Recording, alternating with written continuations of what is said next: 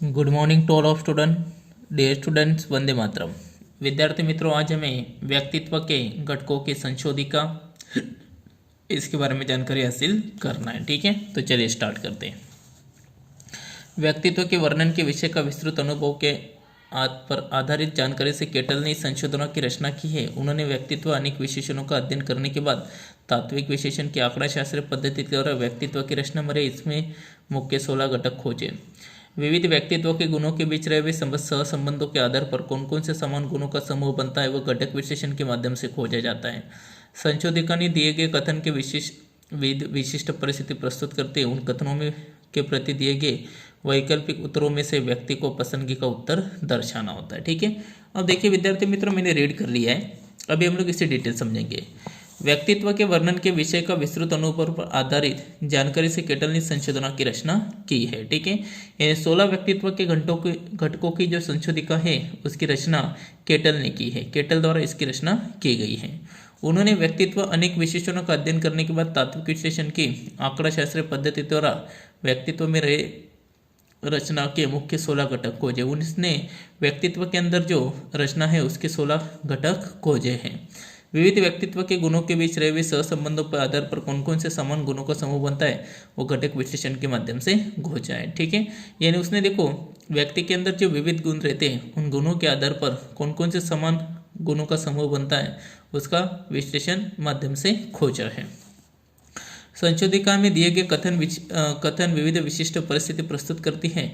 उन कथनों के प्रति दिए गए वैकल्पिक उत्तरों में से व्यक्ति के पसंदगी का उत्तर दर्शाना होता है। ठीक है, नहीं व्यक्ति के अंदर कई सारे विकल्प होते हैं, उन विकल्पों के आधार पर व्यक्ति को पसंदगी का उत्तर दर्शाना होता है। ठीक है, अब उसमें से पहला स्टार्ट करते हैं प्रक्षेपण पद्धति, जिसे हम लोग प्रोजेक्टिव टेक्निक के नाम से जानते हैं। व्यक्तित्व की पहचान तो व्यक्ति के अजागृत मन की परिस्थिति को जानकर भी हो सकती है। प्रक्षेपण पद्धति में प्रयोग पत्र के अजागृत मन की बातें बाहर निकालने का प्रयत्न किया जाता है। इसलिए व्यक्ति के सामने अनिश्चित, अस्पष्ट और अव्यवस्थित ढांचे के उद्दीपक की प्रस्तुति की जाती है। ये उद्दीपक अनिश्चित चित्र, अनिश्चित तस्वीर, अनिश्चित आकार, स्याही के धब्बे या अधूरे वाक्य के रूप में हो सकते हैं। इन उद्दीपकों को प्रस्तुत करने के बाद प्रयोग पत्र उसके सामने प्रस्तुत किए गए उद्दीपकों को देखकर अपने ढंग से अर्थघटन करके अर्थपूर्ण वर्णन कर को कहा जाता है। जबकि व्यक्ति अपनी तरह से उसके सामने प्रस्तुत किए गए उद्दीपकों का वर्णन करता है तब अपनी इच्छाओं, आशाओं, डर, आकांक्षा, पसंद, नापसंद आदि अनजाने का प्रक्षेपण करता है। इस तरह उसके आंतरिक और अजागृत मन में संग्रहित बातें प्रस्तुत करता है जो उसके व्यक्तित्व का अंदाज लगाने में उपयोगी सिद्ध होता है। ठीक है, अब देखिए विद्यार्थी मित्रों, मैंने पूरा पैराग्राफ रीड कर लिया है, अभी हम लोग इसे डिटेल वाइज समझेंगे। ठीक है, प्रक्षेपण पद्धति क्या कह रही देखो। व्यक्तित्व की पहचान तो व्यक्ति के अजागृत मन की परिस्थिति को भी जानकर हो सकती है। अगर हमें किसी व्यक्तित्व की पहचान करनी है तो व्यक्ति का जो अजागृत मन है उसकी परिस्थिति को जानकर भी हम लोग कर सकते हैं। प्रक्षेपण पद्धति में प्रयोग पत्र की अजागृत मन की बातें बाहर निकालने का प्रयत्न किया जाता है। प्रक्षेपण पद्धति में क्या होता है, प्रयोग पत्र की अजागृत मन की बातें बाहर निकालने का प्रयत्न किया जाता है। इसलिए व्यक्ति के सामने अनिश्चित, अस्पष्ट और अव्यवस्थित ढांचे की उद्दीपक भी प्रस्तुति की जाती है। व्यक्ति के सामने देखो अनिश्चित हो गया, अस्पष्ट हो गया, जो अव्यवस्थित ढांचे हैं उसकी प्रस्तुति की जाती है। यह उद्दीपक अनिश्चित चित्र, अनिश्चित तस्वीर, अनिश्चित आकार, स्याही के धब्बे या अधूरे वाक्य के रूप में हो सकती है। जो उद्दीपक है वो अनिश्चित चित्र के माध्यम से हो सकते हैं, अनिश्चित तस्वीर के माध्यम से हो सकते हैं, अनिश्चित आकार, स्याही के माध्यम से भी हो सकते हैं।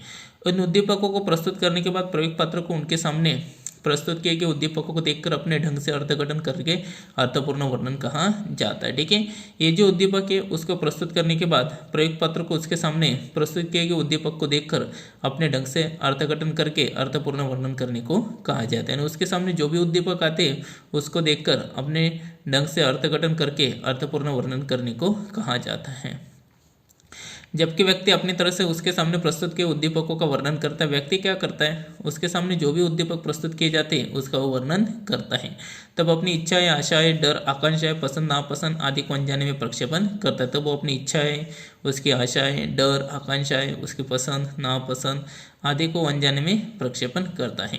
इस तरह उसके आंतरिक और अजागृत मन की संग्रहित बातें को प्रस्तुत करता है। व्यक्ति क्या करता है, उसकी आंतरिक और अजागृत मन की जो भी संग्रहित बातें हैं उसको प्रस्तुत करने का काम करता है, जो उसके व्यक्तित्व का अंदाज लगाने में उपयोगी सिद्ध होता है। ठीक है, वो उसके व्यक्तित्व का अंदाज लगाने में उपयोगी सिद्ध होता है। यानी प्रक्षेपण पद्धति में क्या होता है, व्यक्ति की परिस्थिति को जानकर उसके आधार पर उसके मन की बातों को बाहर निकालने का प्रयास किया जाता है। ठीक है, अब देखिए अभी आगे अर्थ बता रहे, अर्थ में क्या देखिए, व्यक्तित्व मापन की जिन प्रयुक्तियों के द्वारा व्यक्ति अपने लेख कार्य की विविध परिस्थितियों का अर्थघटन करते हुए सहज रूप से अपने अंदर के मनोभावों, चिंता, विचारों को प्रकट कर दे, इसी प्रयुक्ति को प्रक्षेपण प्रयुक्ति कहते हैं। ठीक है, ध्यान से सुनिएगा, आपको एग्जाम में पूछा जा सकता है प्रक्षेपण प्रयुक्ति किसे कहते हैं।